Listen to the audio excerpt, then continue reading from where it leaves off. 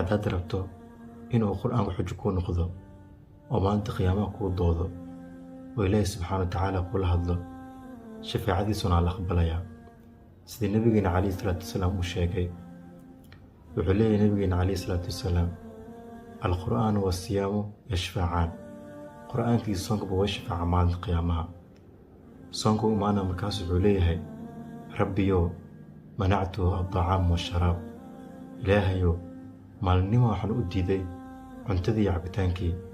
fashaficnii fii ilaahayow ergidiisa aqbal sidoo kale qur'aankana u imaana markaas wuxuu leeyahay ilaahayow aniguna habeenkii baan hurdadii u diiday iga aqbal ergidiisa markaasaa nabiga calayhi salaatu wasalaam wuxuu yidhi fa yashfacaan